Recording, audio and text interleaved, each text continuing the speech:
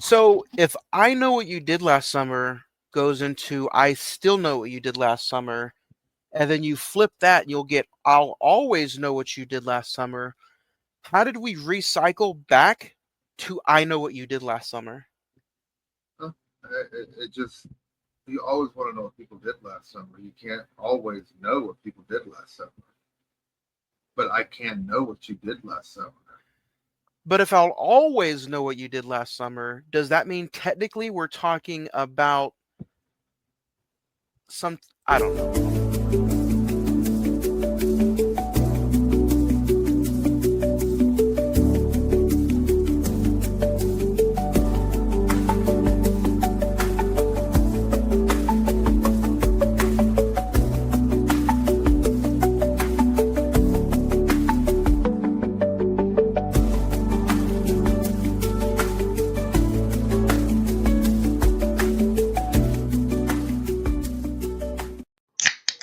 You like that, old man? You want a piece of me? Do I feel lucky? Well, do you, punk? Good morning, Vietnam! I love the smell of napalm in the morning. You're gonna need a bigger boat. I feel the need for speed. I wish I knew how to quit you. Love means never having to say you're sorry. You do. You'll shoot your eye out, kid. What up? Happy Tuesday, moviegoers. Welcome to episode 358. Welcome to I Know What You Did Last Summer. You're listening to a brand new episode of the Cine-Men Movie Podcast. I'm one of your hosts, Juan, and I am joined by the cast, the crew, the people who know what I did last summer. Jay, Hey, how's it going out there in podcast land? the 4K bad guy, Nick, Hello, everybody. It's been quite a bit since I've Say hello done a to stream. the bad guy. Say hello to the bad guy. has it been since last summer, Nick? No. Things kind of just. I haven't honestly looked back into the timeline, but it's been a bit. Hey, don't put him in a spotlight. Like, hey. Been a short break. He lost his smile. He did. Did you? But that's why he's the bad guy. You know, bad guys don't have smiles unless they're Smurfs to sit there and show off how badass they are. If you guys did not join us last week, I encourage you to go back and listen to last week's episode. We talked all about James Gunn's Superman. It was a fabulous conversation. It's only available on YouTube. It is not available wherever you usually listen to podcasts. That's some technical difficulties from last week, but it is on this YouTube channel, on Imisawa Productions YouTube channel. So go ahead and check us out. We are reviewing. We did Superman last week, so go check it out and give us a like, a listen, and subscribe to this YouTube channel. And if you want to hear me talk about Superman in about 15 minutes before the end, blackout drunk, go right ahead. That's the perfect way to listen to our podcast. But before we get going today, can we sit there and say, honor Ozzy Osbourne? I know he's not a movie. He's been in movies like Little Nicky and everything like that, but we lost Ozzy today. And silence. Ozzy, which one? Osbourne? Osbourne. Ozzy Osbourne died today, yes. I'm just teasing. Yeah, it was sad. Hey, we also lost the guy from The Cosby Show. Yeah, Malcolm Jamal Warner. He drowned in Costa Rica in an uptide. It's been a tragic week for losses, man. But I think the biggest one that hurt the most was Ozzy, because before we went on air, I went and listened to Mama, I'm Coming Home, and I got a little weepy. I was listening to Dreamer on the way back home. Oh, I love that song. Yep. So, Nick, do you have a favorite Ozzy song?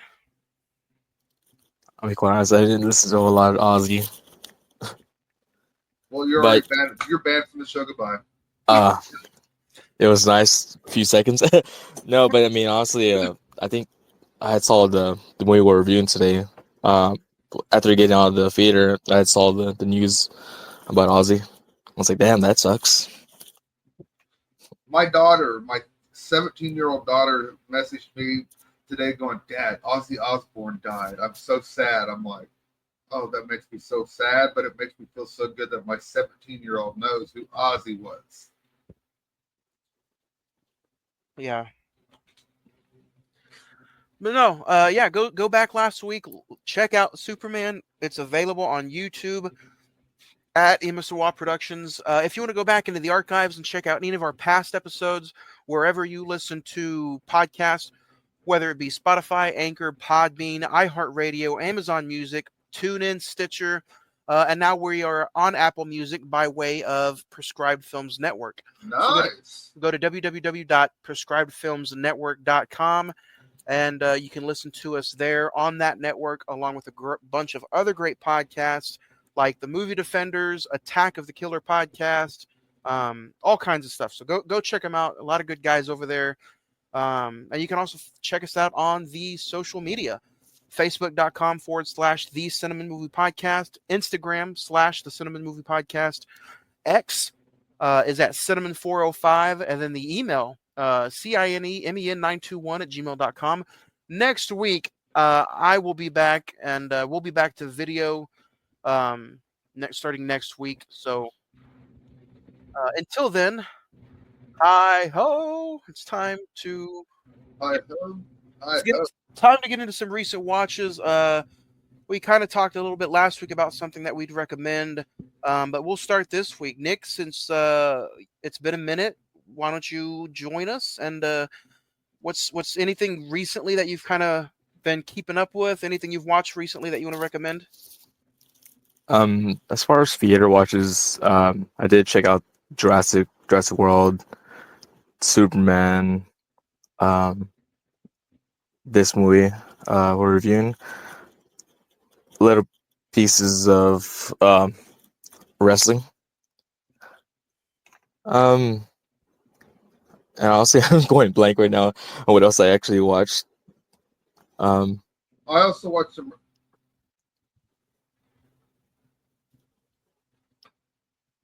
Oh, Nick, are you done, or did you want to recommend anything else? No, I think that'll probably be it. Because honestly, can't remember much of my recent watches. Honestly, just a bunch of YouTube random videos.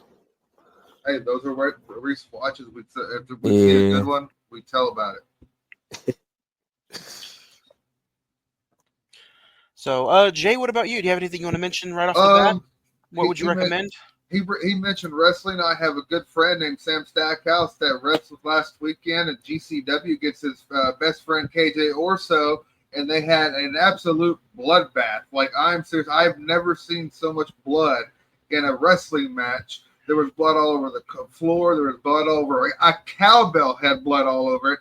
There was huge spots of blood in the ring, and the match ended with KJ Orso threatening to hit my best friend's wife with a steel chair in her face. And that it was absolute cinema.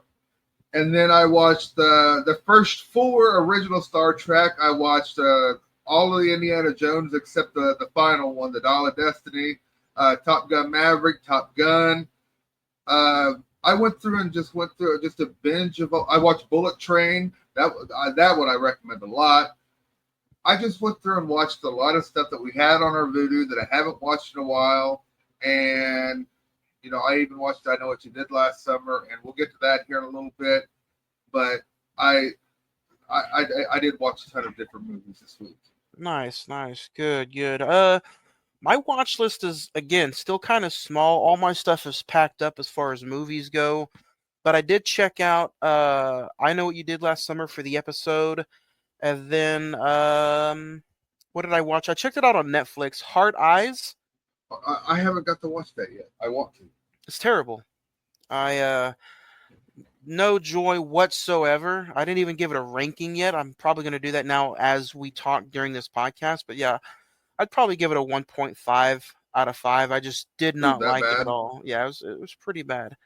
I know that the dude from the Scream series, Cuba Gooding Jr.'s son in it. I can't remember what his first name is. Mason But Gooding. there we go. I know he's in it. Yeah. That doesn't save the movie at all. He doesn't. No. Not a fan. Probably will never have the urge to buy it or ever watch it again. So, Ooh. yeah. And you're a film buyer. I'm a buyer, man. So, yeah, that's me though. That was me this week. If you guys want to recommend anything out there that you're listening, hit us up. Get us up on the social media. Send me an email, cinemen921@gmail.com, or hit us up on any of the social media accounts and recommend something. I am tonight. I can't wait. I'm going to finally get into the Bears season 4. So Nice. that's what I'm going to start today. Nick, did you get into that yet? I'm actually behind on Bear. Okay. Yeah. No, as far as show series that I went through was probably just Squid Game, honestly. The new one? Yeah. Nice. That did come out. That's good. But yeah, if you guys want to hit us up on the social media, go ahead. Until then, let's dig into what we're talking about today. Today we are talking about I Know What You Did Last Summer, the sequel to the 90s. Well, is it a requel? Because technically, it's a requel. I Still Know What You Did Last Summer counted. Well, to me, it's a requel because it's a sequel / retelling of the same damn story. A group of friends are terrorized by a stalker who knows about a gruesome incident from their past. Starring Madeline Klein, Chase Wonders, Jonah King, Tyreek Withers, Billy Campbell, Sarah Pidgeon, Sarah Michelle Gellar, Freddie Prinze Jr., Jennifer Love Hewitt, Austin Nichols, Brandy Norwood, directed by Jennifer Caton Robinson. You just gave a spoiler away right there in the naming of the names of who's in the movie. Currently on IMDb is at a 5.7, Rotten Tomatoes at 38%, the Metascore is at 43%, while the Letterboxd is at a 2.6, with a July 18th, 2025 release date. The budget was about $18 million, and so far it's grossed $25.7 million at the box office. Jay, we'll start with you. In a few short words, when the movie was over, what'd you think? W2F. Nick, what about you? All right. I'll do another Matthew McConaughey then. I'll do all right. So you guys are way more generous than I'm being. Like I said, Juan, you gave a spoiler away whenever you named the cast list off. No spoiler. You did. Sarah Michelle Gellar. It's a ghost scene. I mean, we're 13. Okay. Spoiler. We're 14 minutes in. Spoiler alert. But I mean, there's no spoiler really.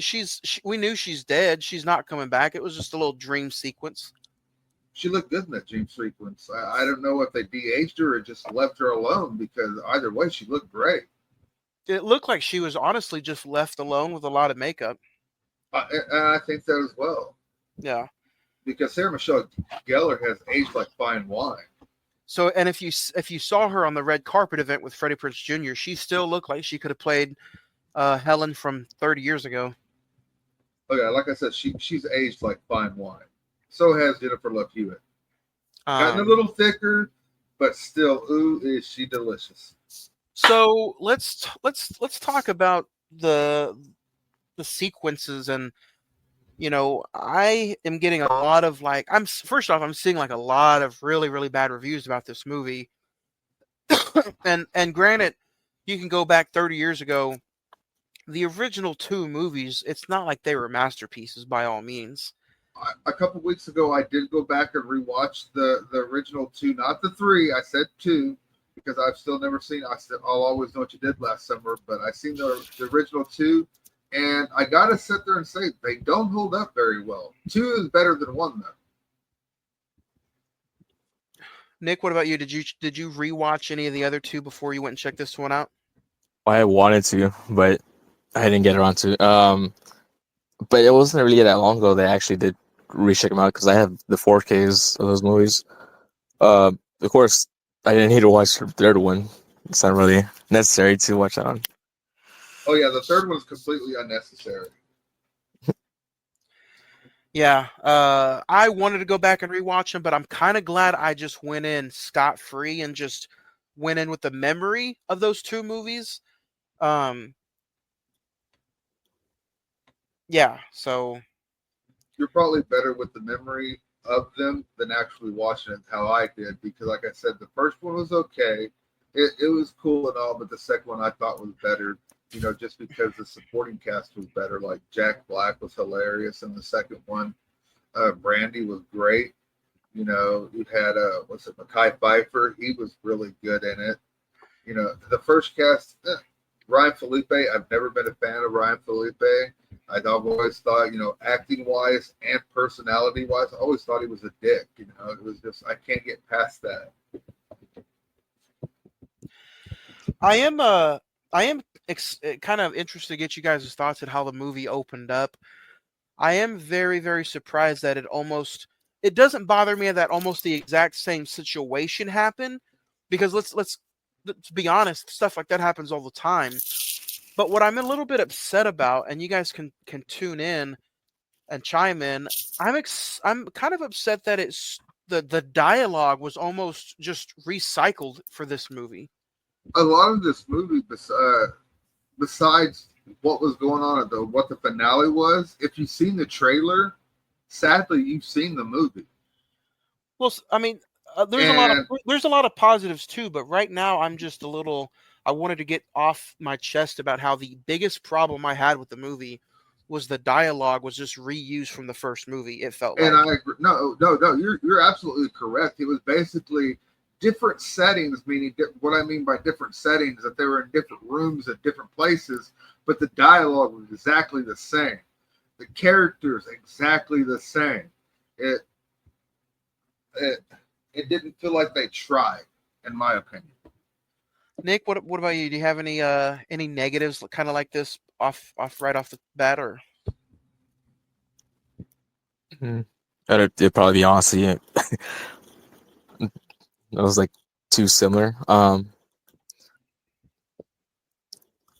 the But question is, yeah, the question is, was this better than I Still Know What You or I'll Always Know What You Did Last Summer, even though I haven't seen it? I haven't seen it either. I would say yeah, It is okay. yeah, but now it's not like a whole like 10 times better or anything like that, but still watchable. Okay. When I see that released, I Still Know What You or I'll Always Know What You Did Last Summer, I was like, yeah, I pass.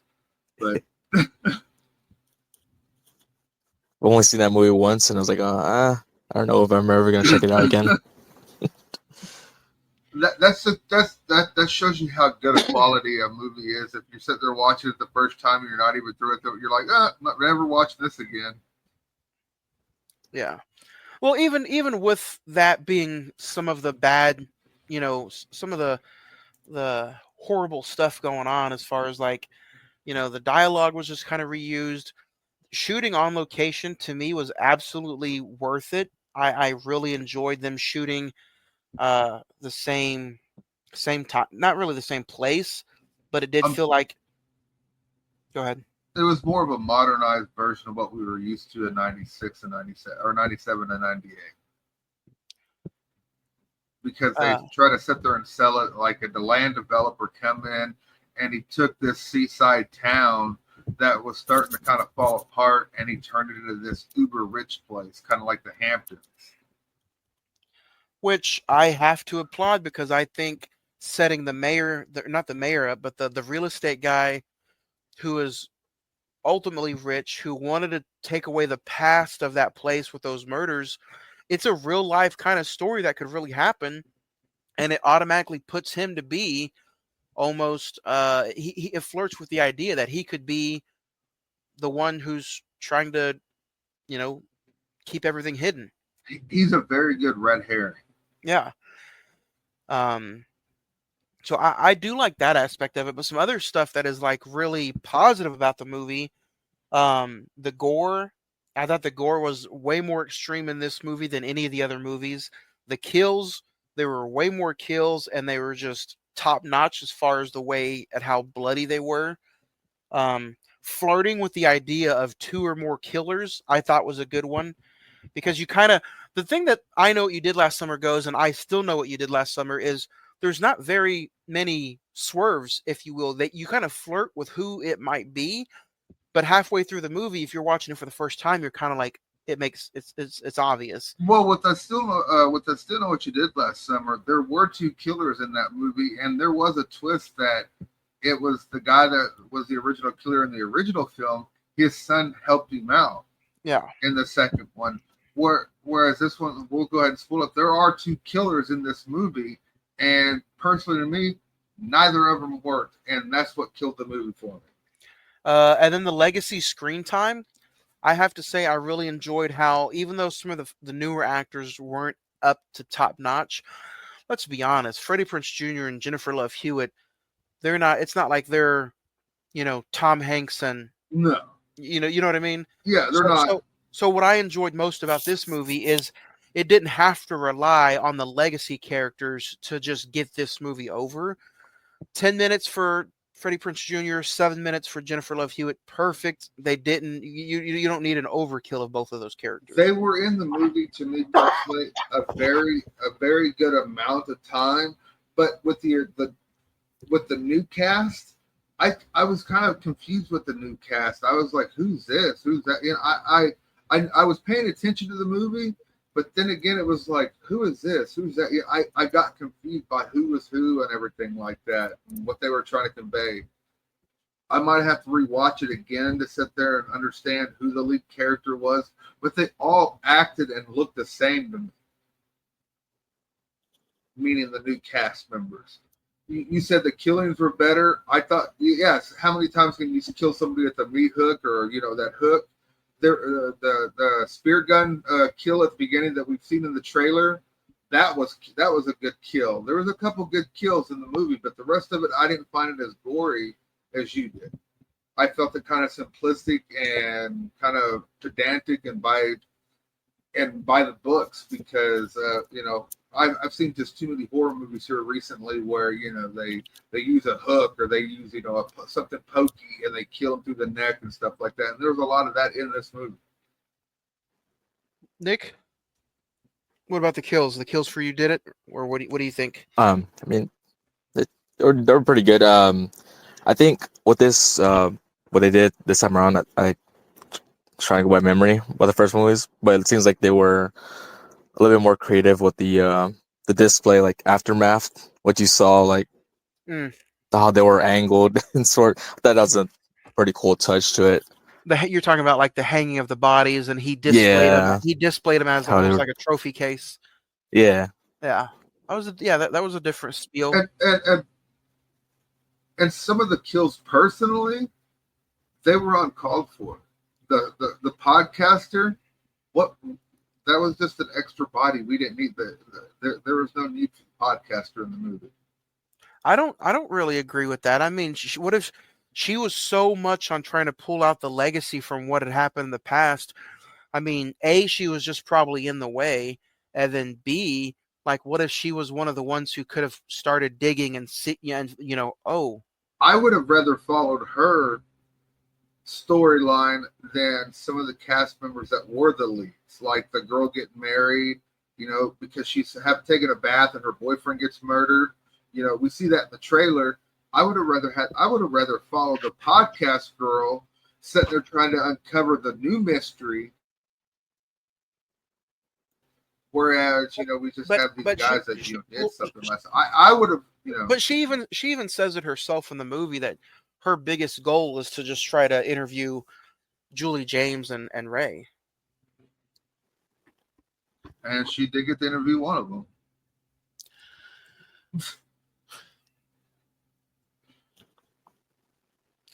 I think. Go ahead. No. Go ahead. You go ahead. I was gonna ask something, but go ahead. No, go ahead. I was just gonna ask, can we talk about the biggest misfire in this movie? We're 24. Or should we wait? We can. My biggest misfire in this movie. Your big. Okay, we'll get there. Okay.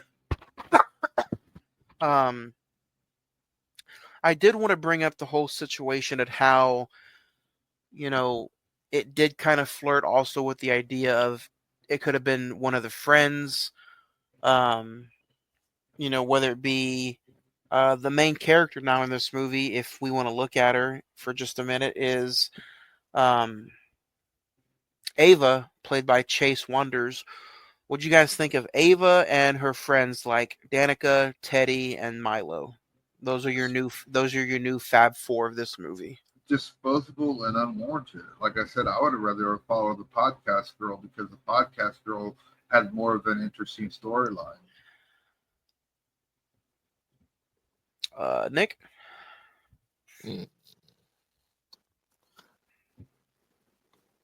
Like I'm siding with Jay on that, but the podcaster, it's kind of mixed bag. Like sure the what's that guy's name? Teddy was pretty douchey, but it did kind of make some sequences pretty interesting to watch, and how he was like one of the guys actually fought back. Yeah. Yeah, so you guys know I love A24, and it's always good to see another A24 actress get into a different horror genre or a different, like, you could call this a mainstream movie, except this movie didn't make as much as it probably wanted to, but it had that title, it had that I Know What You Did Last Summer. And Chase Wonders going from Bodies, Bodies, Bodies, On the Rocks, to other A24 movies to now something like this. I think she was probably my favorite actress in the movie, if I'm not counting the legacy characters. I do kind of feel like maybe Teddy and Milo were easily disposable, and they kind of were. Here's the thing about a lot of the characters. I didn't give two shits on who any of them were because I didn't care. But a lot of times while watching this movie, I was like, when's this going to be over? Because it just seemed like a retread. And like we've said at the beginning of this podcast, it was almost verbatim the exact same script with just different characters. Well, going back, and I kind of said it was the same dialogue. The kill scenes were a lot different. And, the story was, instead of a male and a female surviving, it was just two females.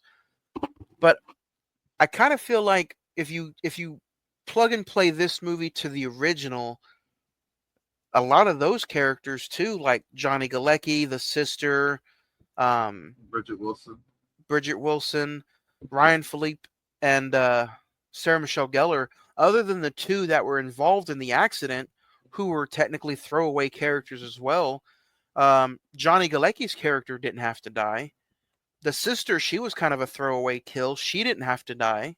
She had to die just for the simple fact that she was around whenever things were going on. She just happened to be a happenstance kill. Well, then so was the podcaster. The podcaster, I think, was aimed. I think the podcaster, this is my interpretation, I think the podcaster was the main kill in that scene, just for the simple fact of how much she knew and what she wanted to uncover. And then if you look at it at a 1997 standpoint, technically, I mean, Sarah Michelle Gellar and Ryan, Ryan Felipe. Yeah, Barry and Helen, they were kind of just, they were the two main characters that just had to die. Agreed. But there were people that we knew.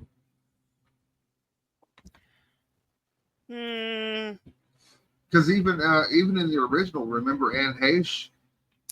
Yeah, she was in the. She was the sister. The sister of the guy who got killed the year before. Correct. And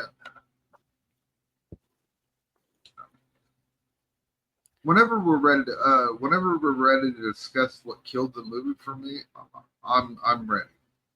Nick, are you ready? Yeah. I think I know where you're going with this, but what killed the movie for you? I didn't mind what was her name, the chick being a killer. I didn't mind that at all. Where they lost me, because like I said, I watched the previous two movies before this, and Nothing in those two films ever pointed to Ray, Freddie Prinze Jr.'s character, turning into the killer. That was complete bull shit. That was complete. Throw me out of the movie. Complete, just utter nonsense. Ray was a protector. Ray would have never went out of his way to kill people. They completely screwed his character up, and by doing that, they completely ruined this movie with that reveal. In my opinion. Nick? Oh, I thought the reveal was kind of just like kind of crazy. But like at that one, also I was thinking like, are they retconning the second one, or are they still it's after? Because they make a brief mention about like they tease part two, like can't just go to the Bahamas, whatever. Oh yeah. Well, it can't be a retcon because they used Brandy in the closing segment. Because even in the second one, Ray was still able. He still bought a gun. He went to the island where they were at, and he still went there to protect them and save them from the fishermen. Why, out of all people? That's like sitting there taking.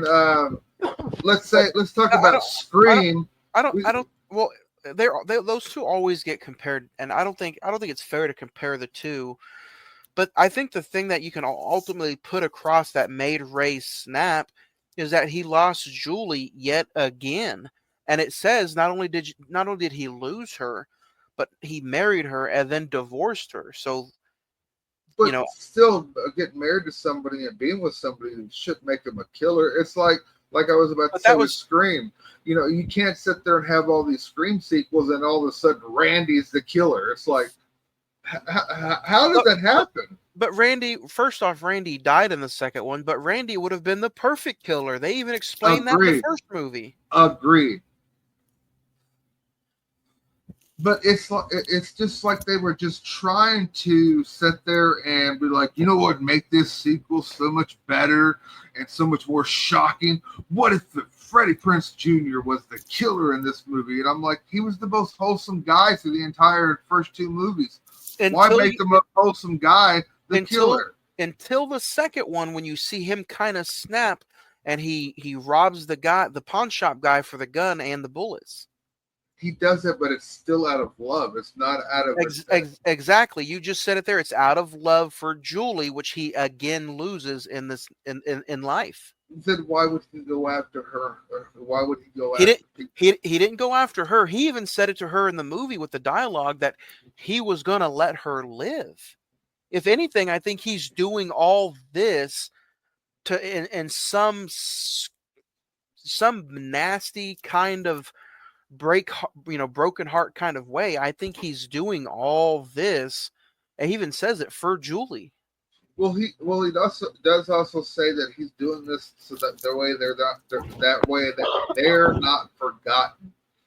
Because whenever he explains to Julie at the end, he's like, "I'm doing this so we're not forgotten because what we went through should not be forgotten, and everybody in this town is trying to forget what happened to us." Yeah. And they're probably not to mention Julie got away. She moved away. Remember, she lives like an hour away. Oh yeah. Just like in the second movie, Ray is continuing to stay there to feed those people, to work and grind. And he probably in a real life substance. Like, yeah, he not only is he in the wedding business, so he sees it all the time, which probably makes him bitter. But he's feeding people and seeing people that are getting married that are treating him kind of like crap because a pariah. Or just he's the guy that stuff happened to. You know what I mean? Oh yeah, he's very much a pariah. But even though he's a pariah, that to me should still make him a killer. Yeah. The chick that killed with him, completely understandable story. Good backstory with her. Everything made sense. But Ray was where it killed it for me. I couldn't get past. What is he? I just couldn't get past him doing these things. I couldn't get past Fred, from Scooby Doo killing people. That's funny. Wasn't he also doing? Oh, sorry. No, go ahead. I was like, wasn't he also doing it as a favor for that the girl he took after? Yes, he was doing it to keep her safe. Yeah. And still, even still, killing somebody to keep somebody safe. I have never sat there in my lifetime sat there and thought a good idea was to keep somebody safe. You know what would be a good idea? Killing some people. That never has crossed my mind. Yeah. And I don't think as the character that we were given from the first two, I Know What You Did Last Summer with Ray, I don't think he would be that person that would sit there and put that punctuation on, you know what, would help save the situation if I went and killed a bunch of people. I don't think that. I think they misdirected Ray, and I think they misdirected the ending way too much. They just wanted to go for a shock value of, ooh, look, one of our legacy characters is a killer. It's like naming Cindy Prescott as the killer. It's like, well, why is Cindy the killer? You know, well, she just happened to flip out after 7 movies. You know, You might have just spoiled the Scream 7. Mm. You know, you might have just done that. but and it felt like that. It felt like, you know, you took a legacy character that would never do those original things in the first 2 scripts that he was available in. He was a protector, and now he's a murderer. You could say he's a protector still, but a murderer? It just didn't make sense to me, man. I think if say he's not the killer, okay? Let's say the guy who was in the truck. First off, let's explain to everybody. If you haven't gone to see the movie, go see the movie. So, the one of the big guys, what's his name? He is Teddy. He's completely wasted. He's out in the middle of the street on that curve that happened in the first movie where they ran over Benjamin. On that curve, a truck swerves. He doesn't get hit, Teddy, and then the truck goes over the cliff, and the person who was driving died. So let's just say that person didn't die, right? Let's say Teddy still was doing the same thing. Truck went over. That guy didn't die. He comes back and haunts and tries to kill those people. But let's say in the middle of all this, either Freddie Prinze Jr., Ray, or Julie James dies. One of the legacy characters dies. And then it's the same thing. Like the killer finally dies at the end of the movie. But yet, but yet Stevie was still in on it. I would have been okay with it because the two legacy characters trying to solve the murder mystery, that would have made much more sense than of them being a part of the murders. But then wouldn't you kind of be like, oh, it really is a rehashing of the same movie because it's the person who, you know, they try to get away with murder from. It's that same person with somebody else. Even with the reveal that Ray was a killer, it to me, this movie was way too much of a rehash of the original 2. I'm not sure 3, but the original 2, it was way too much of a rehash, and I don't think they did themselves any favors by trying to sit there and buck the trend and make a legacy character the killer. That it just did not make sense, and it was an unwarranted plot point. It was an unwarranted win in their book. It just did not make sense. I almost thought that it was the pastor, Judah.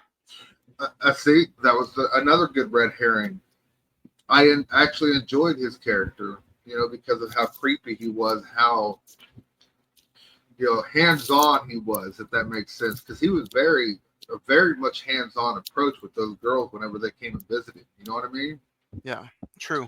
Nick, let me ask you about your theater experience. How many people was in your theater?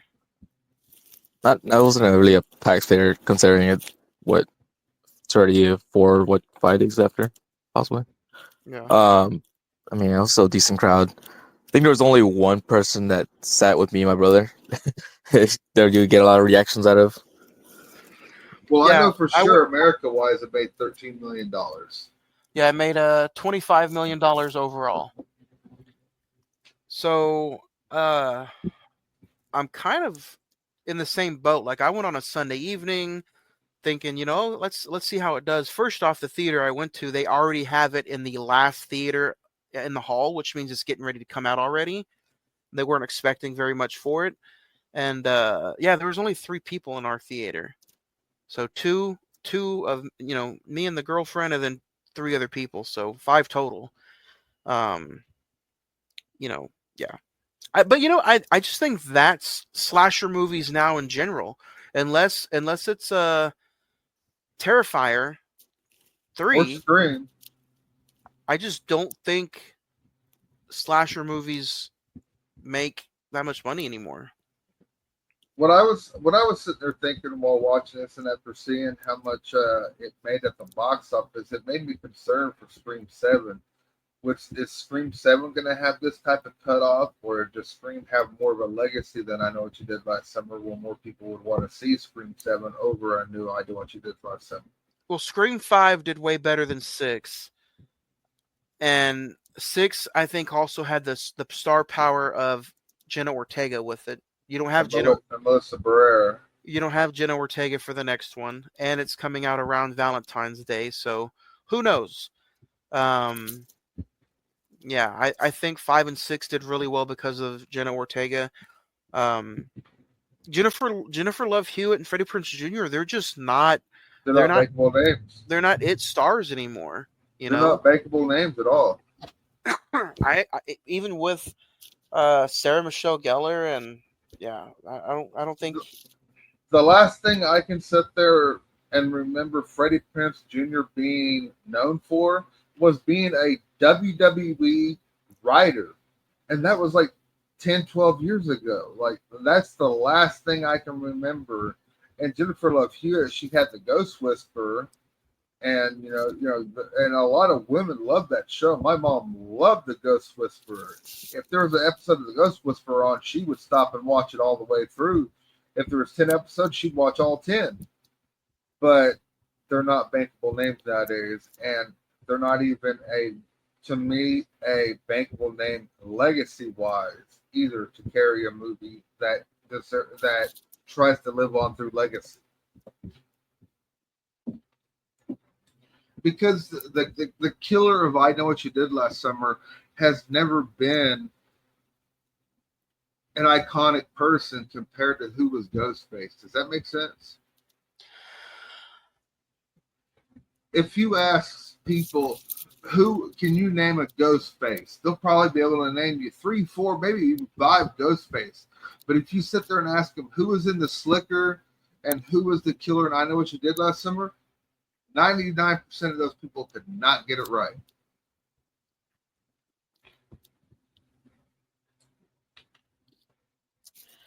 I think it's interesting. The I Know What You Did Last Summer 2025 is higher rated than the other 2 sequels, and it's right below the original. The original got a 5.8 on IMDb. I Know What You Did Last Summer 2025 got a 5.6. So, and then I Still Know What You Did Last Summer got like a 4.8, and the third one got a Dastering 3.9. I still find this. I still Know What You Did Last Summer to be the better of any of these films, just because of the setting change. I think another thing also that might have just ruined the movie. First off, we'll get ready to get in star ratings, but I don't think I Know What You Did Last Summer 2025 needed to be 2 hours long. Right. The version I watched was on computer, yes, without the credits into it, and it was an hour and 49 minutes. Yeah. Well, and if you most slasher movies are an hour and 30 to an hour and 35 minutes. Yeah. I sat there and waited for the Brandy mid-credit scene, and it was about an hour and 50 minutes. So, but before we get into some favorite scenes, does anybody have a favorite kill? I will say, even though it's in the trailer, where the girl's in the hot and taking a bath and homeboy gets shot with a spear gun, I thought that was pretty cool and he was drugged. But then, a lot of the deaths were the same though. With a hook here, a knife there. To me, there just wasn't very many imaginative kills. Nick, do you have a favorite kill? I'm going through them now. Yeah, they were all similar. I think it was just really just the aftermath. That was cool to me. It probably would be the trailer scene, honestly. Uh, yeah, I think the trailer scene is probably going to be the best for everybody, just because that was like, man, that was your big different pop out kill. Besides using like a hook or like a breaking of the neck or a strangling. Um, so yeah, Because honestly, how many times can you take a hook and kind of end somebody? I will say I do like the narrative of Ray's death, of him just getting shot, stabbed right through the heart, and it's like, man, this guy has had a heartbreak in every movie, literally now. And now he's very much so heartbroken because Yeah, he has no heart. I did like how Ray was killed, but it was set up. okay, It especially, was especially foreshadowed way before it happened. and with him turning around and looking at Julie for the last time. I mean, it's poetic justice, right? And it's kind of like very much so that ending point with Julie looking at Ray as how could you do something like this, and she's trying to understand it, and he's still trying to kill her, but then all of a sudden this big squirt of blood comes out of his chest, and she's left wondering like, what the hell was that? And Now, and it was and, Ray. and it was the girl that killed Ray. Like she was like, basically like, not my movie, you know. Now, what I do like about, or what I wish would have happened with Ray's death, I would have liked to see him slowly start falling over, and then maybe Julie catch him, and then slowly lay him down. I agree with you. I wouldn't mind a final conversation between the two. Like, why'd you do this, Ray? Yeah. What's your, you know what I mean? It was missing that heartfelt moment of Julie cradling Ray in her arms, like, I did it for you. I did this for blah blah blah blah. Whatever reason we could come up with, but he just gets shot and he just looks at her like, ugh. But before, I mean, he did mention before he got shot that he did it for her, which I thought was stupid. Why would he do it for her? What was the point of doing it for her? She never wanted anybody killed. He could have said he did it for The Rock. Right? Right. I did it for The Rock.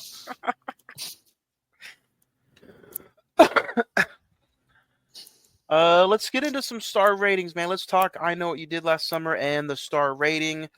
Earlier in the week, I gave it a 2.5 on my letterbox. So if you follow on social media, you probably saw that. And I'm going to stick with it. I think, my biggest problem with the movie was probably the length and, just some of the rehashings of the dialogues. But like I said, in my personal view, this is just my opinion. The gore, the kills, the legacy screen time, the on location shot. I thought, the big wedding scenes or the engagement party, all that stuff looked really good. I'm gonna give it a 2.5 out of 5. So, it's right around that area of. I don't know if I'd watch again. If I do, it'll probably be worse or it could be better. But I at least had a decent time watching it, and yeah, so I'm gonna give it a 2.5. Jay, what about you? Whenever you posted your 2.5, I don't know if you remember this, but I put like, that's way too high. I'd give it a 1.5. But after discussing it and having time to think of it and everything like that, I'm going to give it a 0.5. Like, Oh wow.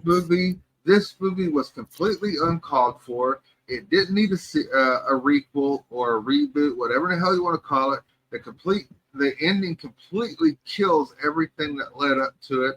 The characters were forgettable. The kills were pretty pedantic. And like I remember, I can sit there and name 10 better kills from movies that came out 40 years ago with Friday the 13th and Nightmare on Elm Street that were better than this. This movie has no reason to exist. And just because they had the legacy characters in it, it doesn't matter. 0.5. I'm not even giving it a full 1. Oh man, giving it the old hook today. Oh yeah, it's getting right through the throat, and then I'm breaking its neck. Nick, what about you, man? I'll give it, I'll give it a generous 2. Only because I did go in very low expectations. Just went in there. But yeah, I think after the theater watch, I was like, talking to my brother, like, well, it's not like the first two movies were masterpieces, but I mean, Yeah. I think it's just a bias, honestly. I'm a slasher fan. Overall, it could be trash, but I mean, just mostly just seeing Freddie Prinze Jr. and Jennifer Love Hewitt return back on the big screen. Yeah, but story wise, it wasn't really all that great. Yeah. I could see that. And I mean, I So kind of what's your like. rating? What's this 2. rating? 2. Okay. Yeah, generous too.